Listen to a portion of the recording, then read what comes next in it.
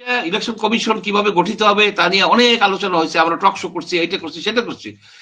লাস্টে কি হলো, শেখ হাসিনা যে যেটা দিয়ে গেছে সেইভাবেই আপনি করলেন, সেভাবেই আপনি করবেন, সেটার সেই ইলেকশন কমিশনে আপনি ইলেকশন করবেন। তাহলে ইট ইজ আ ফার্স, আপনার একটা ফার্স হচ্ছে এই ইসের, মানে জাতির সামনে একটা বড় ধরনের তামাশা করতেছে। এখানে শেখ হাসিনা চলে গেছে, কিন্তু তার যে পলিসি তার যে যা শিখেই গেছে, যে কিভাবে কায়দা কানুন করে ইন্ডিয়াকে প্লিজ করে রাখতে হয়, এরা জানে, এরা জানে।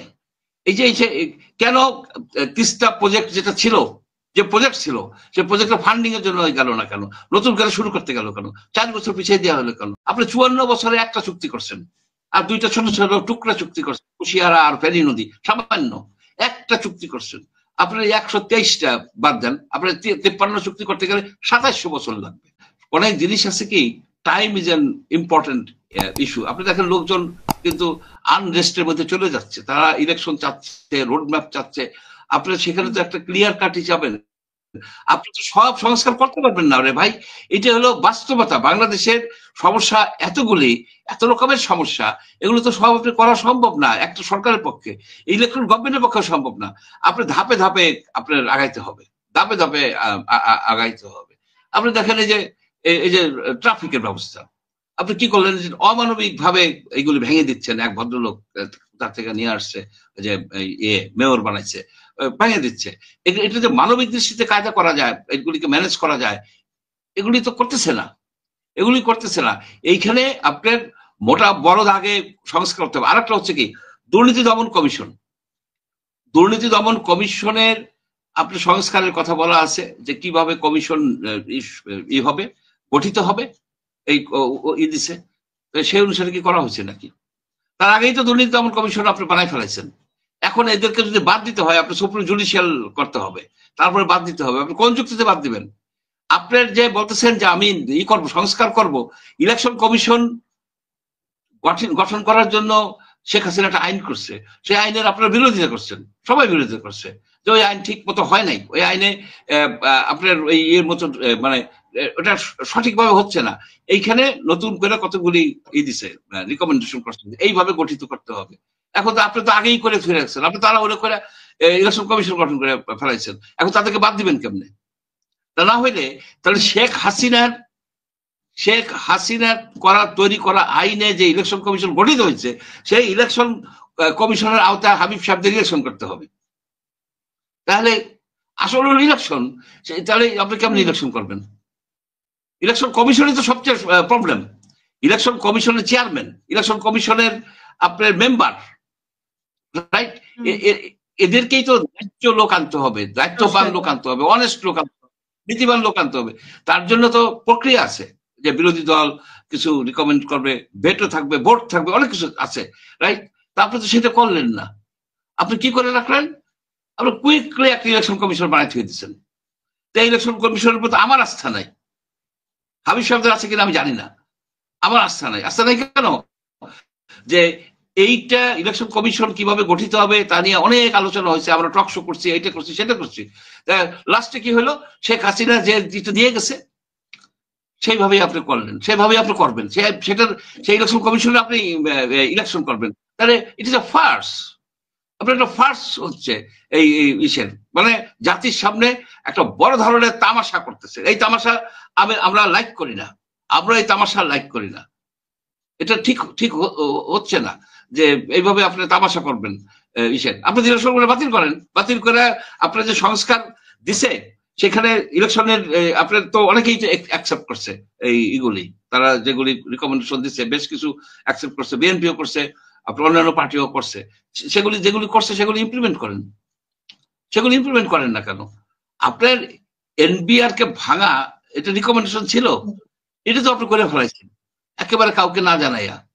এনবিআর কে 2 ভাগে ভাগ করা, এটা অনেক আগে থেকেই চাইছে লোকে, এখানে রিকমেন্ডেশনও ছিল খুব সম্ভব, আমি এটা দেখি নাই, ডেফিনেটলি রিকমেন্ডেশন ছিল, এটা তো আপনি ইমপ্লিমেন্ট করলেন। তারপরে ইলেকশন কমিশন ভেঙে দেন, ভেঙে দিয়ে নতুন ইলেকশন কমিশন করেন, তার আন্ডারে ইলেকশন হবে, তার আন্ডারে ইলেকশন হবে। আপনি দুর্নীতি দমনে যাকে আনছেন, মোমেন সাহেব, একেবারে সে একেবারে একজন অনেস্ট পার্সন, এ বিষয়ে আমার কোনো সন্দেহ নাই। উনি একজন অনেস্ট লোক, উনি একজন ডিসেন্ট লোক, কিন্তু উনি বিমানের দুর্নীতিকে দমন করতে পারছিল? উনি যখন বিমানের এমডি ছিল, চেয়ারম্যান ছিল, বিমানের ওনার আমলের দুর্নীতি বাড়ছে।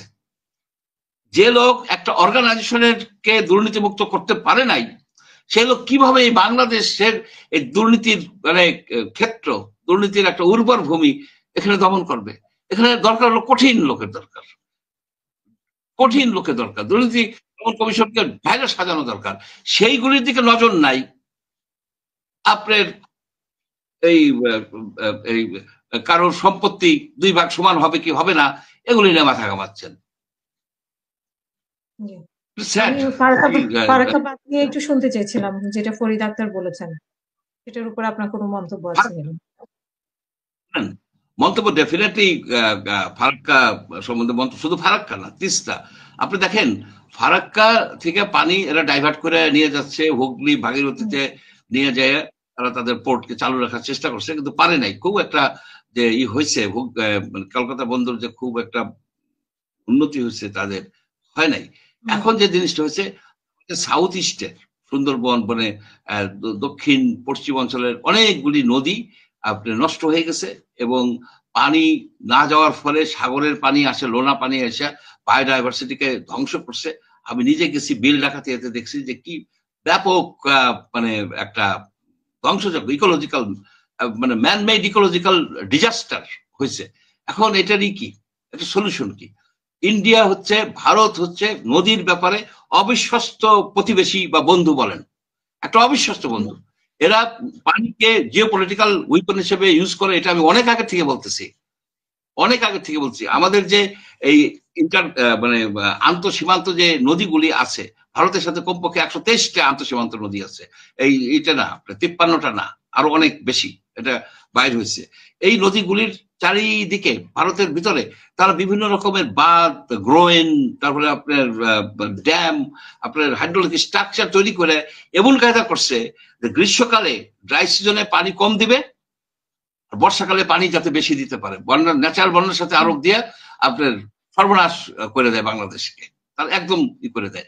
এখন এইটার কাউন্টারে বাংলাদেশের হাইড্রোলজিস্টরা একটা প্রপোজাল দিচ্ছিল। প্রপোজাল ছিল কি, আপনার যে গঙ্গা ব্যারেজ, এই যে রাজবাড়ী পাংশা বরাবর ওইখানে তারা চাচ্ছিল যে ওইখানে ব্যারেজ দিয়া নদীর 2 পার একেবারে ফারাক্কা পয়েন্ট থেকে মানে সীমান্ত থেকে আপনার করে উঁচা করে 10, 15, 20 ফিট উঁচা করে পানির লেভেলটাকে, বর্ষাকালে পানির লেভেলটাকে উঁচা রাখবে, এবং গ্রীষ্মকালে অর্থাৎ মার্চ এপ্রিল মে এই সময় বৈশাখ জ্যৈষ্ঠী যখন পানির খুবই দরকার, তখন ওইখান থেকে পানি রিলিজ করে দিবে। রিলিজ করে দিলে হলো কি, আপনার কৃষিটাও বাঁচবে, আপনার লবণাক্ততা পানি আসবে না, নদীগুলির বায়োডাইভার্সিটি হবে, ন্যাভিগেশন হবে। এই ছিল প্ল্যান। সেই প্ল্যানটা শেখ হাসিনা বন্ধ করে দিছে, বলছে যে এটার মধ্যে ফল্ট আছে।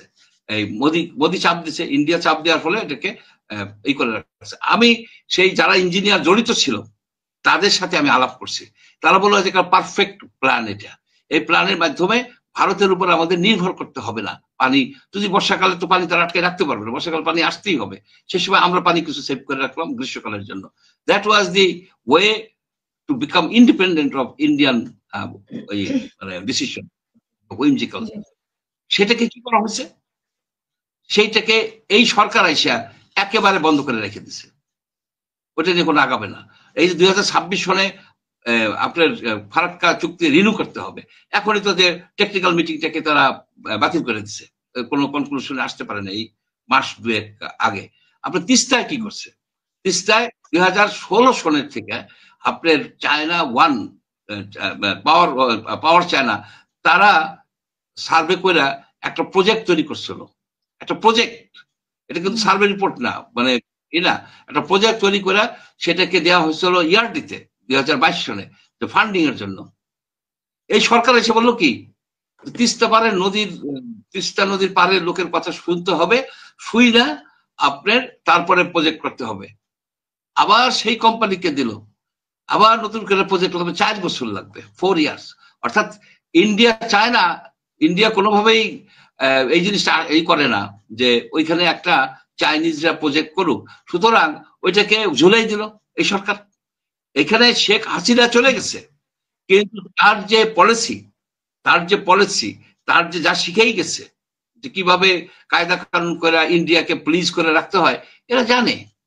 এরা জানে এই যে কেন তিস্তা প্রজেক্ট যেটা ছিল, যে প্রজেক্ট ছিল, সে প্রজেক্টের ফান্ডিং এর জন্য গেল না কেন, নতুন করে শুরু করতে গেল কেন, 4 বছর পিছিয়ে দেওয়া হলো কেন? আপনার গঙ্গা ব্যারেজটা কেন করা হবে না? আপনার এই যে পানি, যে ইন্টারন্যাশনাল যে পানির যে চুক্তি, যেটা আপনার 1997 ইউএন এর যে ওয়াটার কোর্সের যে যে যে ট্রিটি, সেইটা সাইন না করে ইউরোপিয়ান একটা আছে, ইউরোপের জন্য অ্যাপ্লিকেবল, সেটাই সাইন করে রেখে দিছে। অর্থাৎ ভারত চায় না যে আমরা এই ইউএন 97 এর যে ট্রিটিটা, ওইটা আমরা সাইন করি, আমরা সাইন করছি, রেটিফাই করি। ভারত এটা চায় না, এই গভর্নমেন্টও চায় না। এখন এই যে বলা হয় যে রয়্যাল এজেন্ট আছে এই মন্ত্রিসভার মধ্যে, এই উপদেষ্টা মন্ডলীর মধ্যে, কাজে তো তাই মনে হয় এজেন্ট হোক বা না হোক, তারা ভারতকে প্লিজ করে, পানির ব্যাপারে প্লিজ করে। পানির ব্যাপারে হচ্ছে আমাদের ইন্ডিপেন্ডেন্ট হইতে হবে, যেভাবেই হোক আমাদের পানি ধরে রাখতে হবে ছোট ছোট নদীর মধ্যে এম্বাঙ্কমেন্ট করে, কারণ ভারতকে বিশ্বাস করা যায় না, কোনোভাবেই বিশ্বাস করা যায় না। আপনি দেখেন যে সারা পৃথিবীতে যে দুইটা পানি চুক্তিকে মডেল হিসেবে ধরা হয়, একটা মেকং চুক্তি, মেকং নদীর চুক্তি, আর সিন্ধু নদীর চুক্তি। সিন্ধু নদীর চুক্তিটা 9 বছর ধরে ওয়ার্ল্ড ব্যাংক করে দিচ্ছে, এমন একটা চুক্তি যেটা 3টা যুদ্ধের মধ্যেও এটাকে টিকে ছিল। এটা উদাহরণ দেওয়া হয়তো যে দুইটা বেলিগ্রেন্ট নেশনের মধ্যে, কান্ট্রির মধ্যে, যে কোনো একটা চুক্তি যে কার্যকরী থাকতে পারে। এখন আপনি দেখলেন কি করছে, যে এই চুক্তিকে তারা স্থগিত করছে, এটা ক্যান্সেল করতে পারে না, ক্যান্সেলেশনের কোনো অপশনই নাই, এটা ক্যান্সেলেশনের কোনো অপশন নেই, অ্যাক্ট এবিয়ান্স রাখছে, মানে আমি টেম্পোরারি পাশে সরাই রাখলাম, কিন্তু পানি তো বন্ধ করে দিতেছে। তারা পানি বন্ধ করে পাকিস্তানকে ধ্বংস করতে হবে। অর্থাৎ পানির ব্যাপারে ভারতকে বিশ্বাস করা যাবে না। আমাদের জাতীয় নীতি হওয়া উচিত যে ভারত থেকে যেসব নদী আসছে, সেই নদীগুলি তারা চুক্তির ভিত্তিতে কিছু করা যাবে না। আপনি 54 বছরে একটা চুক্তি করছেন, আর 2টা ছোট ছোট টুকরা চুক্তি করছেন, কুশিয়ারা আর ফেনী নদী, সামান্য একটা চুক্তি করছেন। আপনার 123টা বাদ দেন, আপনার 53 চুক্তি করতে গেলে 2700 বছর লাগবে, তোর দিনে শেষ। সেই জন্য আমি বলি যে আমাদের একটা মহাপরিকল্পনা থাকা উচিত পানি ধরে রাখার, গ্রীষ্মকালে করার জন্য। এখন কিছু কিছু হাইড্রোলজিস্ট আছে বলে কি এটা প্লেইন ল্যান্ড, এটা হয় না, এটা হয়, কিন্তু অনেক হাইড্রোলজিস্টের সাথে আমি আলাপ করছি, তারা বলে it's possible, it's quite possible.